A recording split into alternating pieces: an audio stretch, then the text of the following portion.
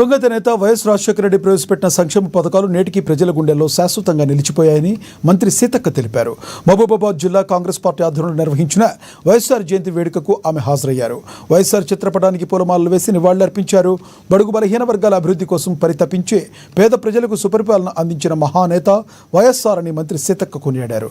అనంతరం ఉమ్మడి కొత్తగూడ మండలాలకు చెందిన అధికారులతో సంక్షేమ పథకాల అమలు, ఏజెన్సీ ప్రాంతాల అభివృద్ధిపై సమీక్షా సమావేశం నిర్వహించారు.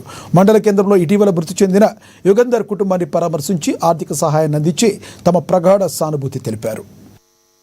పేదలకు గూడు, గుడ్డ, ఇల్లు, ఉద్యోగం, ఉపాధి, భూములు ఉండాలని వేలాది ఎకరాలు కూడా 2009లో నేను ప్రతిపక్ష ఎమ్మెల్యేగా ఉన్నా కూడా వారు తీసుకొచ్చినటువంటి అసైన్ ల్యాండ్స్ ఇందిరమ్మ ఆశయాల వెలుగులో భూముల పంపిణీ కార్యక్రమానికి 7 విడతల పంపిణీ కార్యక్రమాన్ని కూడా భూములు ఈరోజు పేదల దగ్గర ఉన్నాయి. కాబట్టి వైఎస్ఆర్ గారు మరి పేదలకు అదేవిధంగా గుండె ఆపరేషన్ చేసుకోవాలంటే కూడా అవకాశం లేనటువంటి మరి గుండె జబ్బులతో బాధపడేటువంటి బిడ్డలకు మరి ఉచిత వైద్యాన్ని అందించి ఎంతోమందికి ప్రాణదానం చేసినటువంటి మహనీయుడు. రైతాంగానికి కూడా కరెంటు ఉచితంగా ఇచ్చి పంటలు అత్యధికంగా తీసుకురావడానికి కారణమైనరు. ఇట్లా ఇల్లులు కూడా ఎక్కడ చూసినా మరి వారి హయాంలోనే పెద్ద ఎత్తున ఇందిరమ్మ ఇల్లులు వచ్చినాయి. మరి ఇప్పుడు మళ్ళీ ఇందిరమ్మ ఇల్లు మన సీఎం రేవంత్ రెడ్డి గారి ఆధ్వర్యంలోనే రావడం జరుగుతుంది. సో ఎప్పుడు కూడా పేదల కోసం కాంగ్రెస్ పార్టీ పాటుపడుతుంది, పేదల సంక్షేమం కోసమే పాటుపడుతుంది.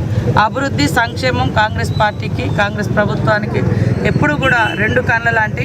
ఈరోజు కొత్తగూడెం మండల కేంద్రంలో కూడా మేము మరి వారి యొక్క జన్మదినాన్ని ఘనంగా నిర్వహించుకోవడం జరుగుతుంది. ఇక్కడ కూడా ఇందిరమ్మ ఇల్లులు దాదాపుగా 1000 ఇళ్ల వరకు శాంక్షన్స్ ఇస్తే కొంతమంది అధికారులు అత్యుత్సాహంతో క్షేత్రస్థాయిలో కొన్ని కొరివీలు పెట్టి రకరకాల కారణాలతోటి వాళ్ళ సొంత అక్కసును కూడా దృష్టిలో పెట్టుకొని ఆపుతున్నారు. దానికోసం ఈరోజు స్పెషల్ రివ్యూ కూడా పెట్టడం జరిగింది. గతంలో బీఆర్ఎస్ ప్రభుత్వం 10 ఏళ్లలో కొత్తగూడ గంగారాం మండలాలకు ఇల్లులు ఇవ్వలేదు. నియోజకవర్గంలో కూడా 500-600 ఇల్లులే కట్టుకున్నది జరిగింది. ఇప్పుడు మనము దాదాపుగా 6000 ఇళ్ళ వరకు మరి ముఖ్యమంత్రి గారు అదేవిధంగా మన మినిస్టర్ పొంగులేటి శ్రీనివాసరెడ్డి గారి వారి అందరి యొక్క సహకారంతో అత్యధికంగా ఇల్లులు తీసుకొచ్చినప్పటికీ కొంత ఈ 2 మండలాల్లో గ్రౌండింగ్ కాడ కొద్దిగా ప్రాబ్లం అవుతుంది. కాబట్టి అవన్నిటిని కూడా రివ్యూ చేస్తాం. అదేవిధంగా ఇల్లులు రానటువంటి వాళ్ళు ఎవ్వరూ ఆందోళన చెందరు. మా ప్రభుత్వం ఎప్పుడు కూడా పేదల సంక్షేమానికి కట్టుబడి ఉన్నది. పేదలకు ఇల్లులు ఉండాలి, భూములు ఉండాలి. అందుకనే పేదలకు పోడు భూముల హక్కుల చట్టం తెచ్చింది కూడా కాంగ్రెస్ ప్రభుత్వమే. ఇవాళ ఉపాధి హామీ చట్టం తెచ్చింది కూడా కాంగ్రెస్ ప్రభుత్వమే.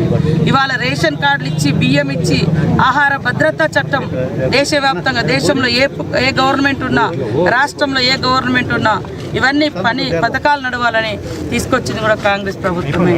అందుకనే అందరూ కూడా అర్థం చేసుకొని ఈ ప్రభుత్వానికి, సీఎం రేవంత్ రెడ్డి ప్రభుత్వానికి, పేదల ప్రభుత్వానికి, ఇందిరమ్మ ప్రభుత్వానికి అండదండగా ఉండాలని మరి వైఎస్ఆర్ గారి యొక్క ఆలోచన మేరకు వారు చేసినటువంటి సంక్షేమాన్ని మేము కూడా ఇంకా